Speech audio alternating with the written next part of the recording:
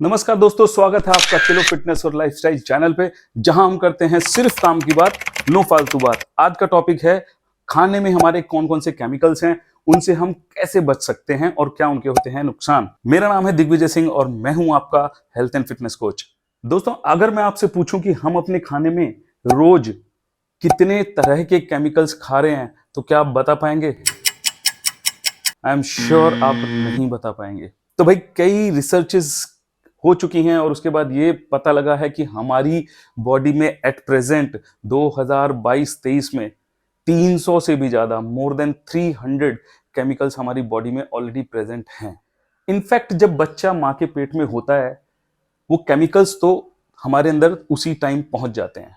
मेरा इस वीडियो का मकसद ये नहीं है कि मैं आप लोगों को डराऊं या भयभीत करूं, लेकिन मेरा मकसद इस वीडियो का ये है कि हमें पता होना चाहिए कि हम किस तरीके से हम अपने बॉडी में केमिकल्स को ले रहे हैं और कैसे हम उनसे बच सकते हैं। एग्जाम्पल के तौर पे अगर मैं आपको बता दूं, जब भी हम टोमेटो सॉस खाते हैं, जरा उसके पीछे आप इंग्रेडिएंट्स पे जरूर एक बार नजर मारिए। आपको बहुत सारे नंबर लिखे हुए दिखेंगे टोमेटो सॉस के अलावा। वो सब जो हैं वो केमिकल्स हैं, वो प्रिजर्वेटिव्स हैं। अगर आप अपने घर में टमाटर का प्यूरी निकाल के रख देते हैं तो वो कितने दिन चलेगी? सॉस तो सालों तक चलता है। वो खराब क्यों नहीं होता? क्योंकि उसके अंदर केमिकल्स डाले जाते हैं, प्रिजर्वेटिव्स डाले जाते हैं ताकि वो खराब ना हो।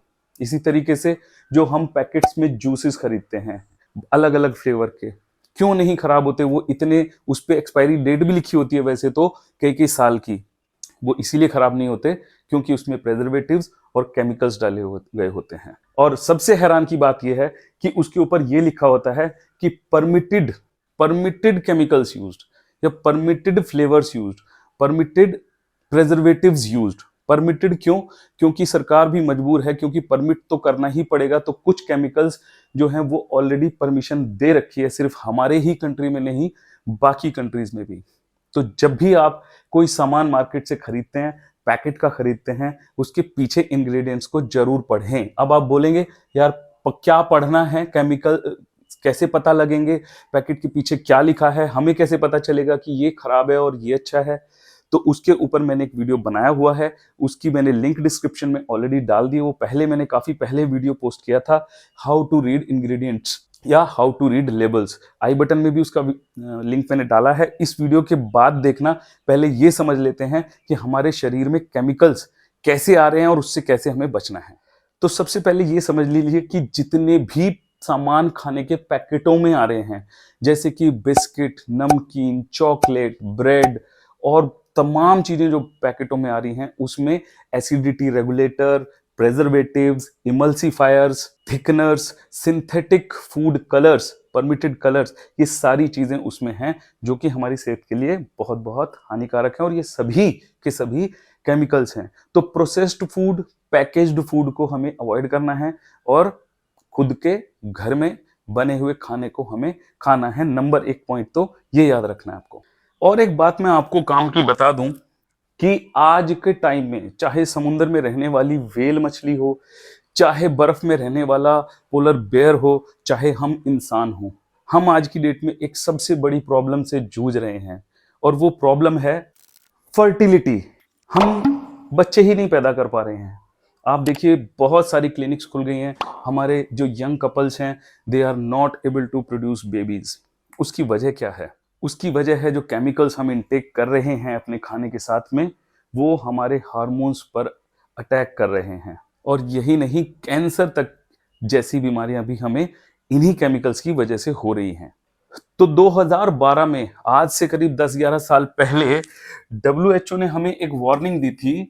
वर्ल्ड हेल्थ ऑर्गेनाइजेशन ने 2012 में उन्होंने कुछ ईडीसीज लिस्ट किए थे। ईडीसी का मतलब क्या है?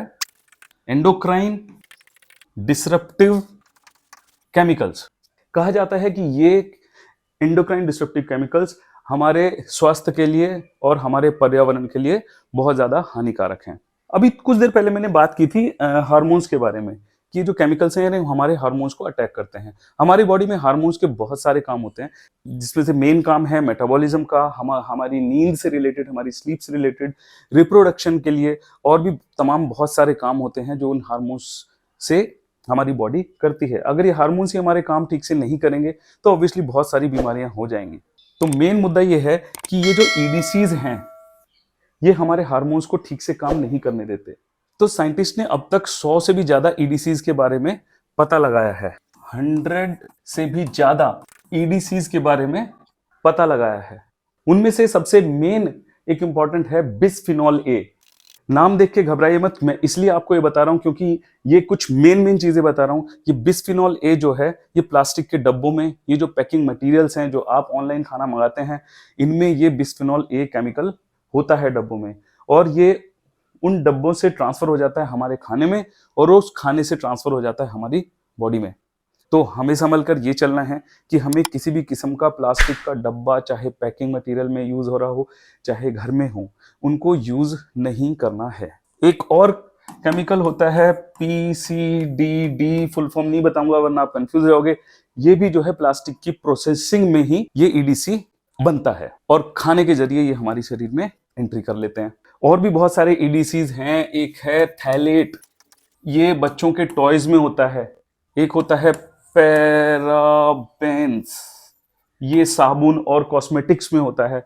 ये किसी भी तरीके से हमारे शरीर में अंदर एंट्री कर लेते हैं और उसके बाद हमें होती है दिक्कत। अब पता ये चला है कि जैसे मैंने भी थोड़ी देर पहले कहा कि फर्टिलिटी कम हो गई है, बच्चे नहीं पैदा हो रहे हैं, तो 52% तक स्पर्म काउंट कम हो गया है मर्दों में, और जो प्यूबर्टी है लड़कियों में वो 9 महीने पहले आने लगी है जो हमारी एज से। और सबसे बड़ी बात यह है कि क्या कौन सा केमिकल हमारी बॉडी में क्या नुकसान पहुंचा रहा है ये भी पता कर पाना बहुत मुश्किल है, क्योंकि हम इतने सारे केमिकल्स ले रहे हैं। तो ये पता लगाना ही बहुत मुश्किल है कि हमारी बॉडी में किस केमिकल ने क्या, किस लेवल तक, क्या किस हद तक नुकसान पहुंचाया। और इन्हीं केमिकल्स की वजह से आजकल आपने नई समस्या भी एक देखी होगी कि बच्चे बहुत देर से बोलना शुरू करते हैं, क्योंकि जब वो बच्चा पेट के अंदर है तब ही उसके पेट उसमें केमिकल्स जाने शुरू हो जाते हैं जो कि उसके दिमाग पर और उसकी बाकी के हार्मोन्स पर असर डालते हैं। तो जैसा कि मैंने पहले बताया था कि बचने के लिए क्या करना है, बचने के लिए सबसे पहला जो काम मैंने बताया था वो है कि आपको कोई भी पैकेज्ड फूड को नहीं लेना है, क्योंकि पैकेज्ड फूड जितना ज्यादा से ज्यादा हो सके उसको अवॉइड करें। कम से कम मात्रा में पैकेज्ड फूड को एक्सट्रीम इमरजेंसी में ही यूज करें, और खास तौर से प्रेग्नेंट लेडीज। दूसरा है रीड द लेबल। भैया लेबल को पढ़ो, पैकेट पिक के पीछे क्या लिखा है, बहुत छोटी छोटी चीजें लिखी होती है। जैसा कि मैंने पहले भी बताया, लेबल पढ़ने के लिए मैंने वीडियो पहले ही बनाया हुआ है, लिंक डिस्क्रिप्शन में है, ऊपर आई बटन में भी है। आप जाके जरूर देखना कि लेबल में हमें कौन सा सामान खरीदते हुए क्या क्या चीज देखनी है। तेल खरीदते हुए हमें क्या ध्यान देना है, बिस्कुट खरीदते हुए हमें क्या ध्यान देना है। वैसे तो मैंने पहले ही कहा कि पैकेटों की चीज हमें कम से कम इस्तेमाल करनी है, क्योंकि उसमें प्रेजर्वेटिव, इमल्सिफायर्स, एसिडिटी रेगुलेटर्स और बहुत सारी चीजें होती है जो एक आम आदमी को समझना बहुत मुश्किल है। जो कुछ भी नंबर्स, अगर पैकेट के पीछे नंबरों में कुछ लिखा है तो इसका मतलब वो डेंजरस है। तो कोई भी सामान अगर खरीद रहे हैं तो उसमें इंग्रेडिएंट में लिस्ट में कम से कम आइटम होने चाहिए। फॉर एग्जाम्पल, अगर हम टोमेटो सॉस खरीदने जा रहे हैं तो उसमें टोमेटो सॉस ही लिखा होना चाहिए। वैसे तो ऐसा होगा नहीं कभी भी, लेकिन अगर ऐसा हो तो ये बहुत ही आइडियल सिचुएशन है, बहुत ही आइडियल कंडीशन है। आटा खरीदने जा रहे हो तो उसमें इंग्रेडिएंट में आटा ही लिखा होना चाहिए, और कुछ अगर उसमें ऐड किया गया है तो वो हमारे लिए हार्मफुल है। उफ, ये हार्मोन्स। आपने बहुत सारे लोगों को पहले कहते हुए सुना होगा कि यार पहले के जमाने में तो ये ऐसी कोई बीमारी होती ही नहीं थी, क्योंकि पहले के जमाने में प्रोसेस्ड फूड और पैकेज्ड फूड भी नहीं था, इसलिए इस तरीके की बीमारी और इस तरीके के केमिकल्स नहीं होते थे। अब हमने अपने ही स्वाद और सुविधा के लिए इन केमिकल्स को अपनी जिंदगी का हिस्सा बना लिया है, और अब हमें इनसे पीछा छुड़ाना बहुत मुश्किल हो रहा है। फिर भी इनसे दूरी बनाने की कोशिश तो हम जरूर कर सकते हैं। तो कैसा लगा आपको ये वीडियो, कमेंट्स में जरूर बताना। अगर वीडियो आपको पसंद आया है तो जरूर आया ही होगा, क्योंकि अगर आप यहाँ तक देख रहे हो तो आई एम श्योर वीडियो आपको पसंद आया होगा। तो वीडियो को लाइक जरूर करें। चैनल अगर सब्सक्राइब नहीं किया तो चैनल को जरूर सब्सक्राइब करें, ताकि इसी तरीके के अच्छे हेल्थ और फिटनेस से रिलेटेड वीडियो आपके मोबाइल में आते रहें। धन्यवाद।